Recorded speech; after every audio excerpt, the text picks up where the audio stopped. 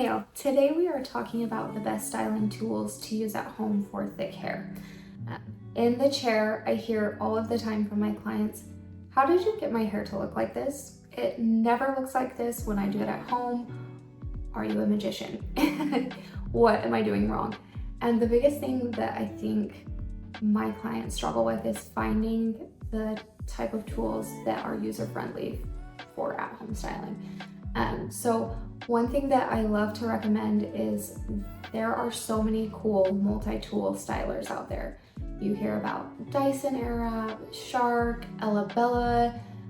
Depending on your price point, these are all great options. And they have multiple attachments to style your hair with. And I feel like that's great for anybody, but especially beginners, because you can kind of get a feel for what works best for your hair.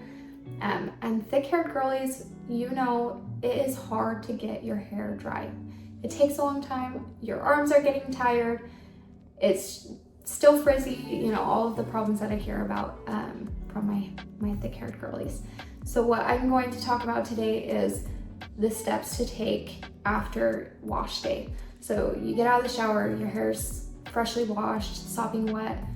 Don't start styling it right away if you can avoid it. I want you to towel dry it gently, and then if you can, get dressed, do your makeup, whatever time of day it is, maybe eat some breakfast, whatever, pack your stuff if you're leaving, and then go in and try and style your hair. And you can just blow dry it, or you can use, a lot of these have a really cool like round brush blow dryer attachment that makes it a lot more simple to get like the controlled volume you get in the salon, because we love volume as long as it's not like the crazy frizzy volume, right? So controlled volume, but promise me that you're going to use good products. Get a good heat protectant, make sure you're covering your hair thoroughly with that.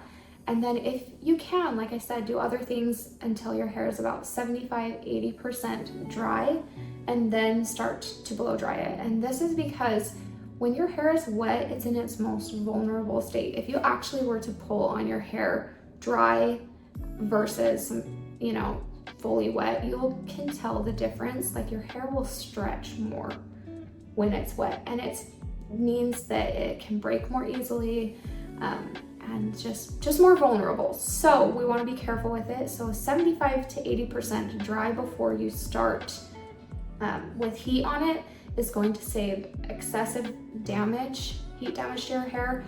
And it's also going to save you time, because we all know it takes a long time to dry a lot of hair.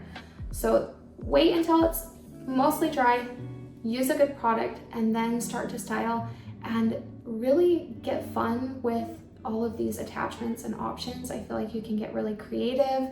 If you want straight hair, after you've done your good base of getting it dried with either just the hair dryer or the round brush, you can use a paddle brush to straighten it out some more, reduce the frizz. I'm pretty sure Dyson, like I said, and Ella Bella both have the paddle brush. I'm trying to remember if Shark does. Super great for quickly running through, straightening out a little bit more any excessive frizz that you want to get rid of. Or the really awesome air wraps. These all have that attachment to get the at-home blowout that you get at the salon. Those are super user-friendly. So honestly, find a tool, find products that work for you and for your hair. That's the biggest thing. And then my last tip is really going to be patient with yourself, give yourself some grace.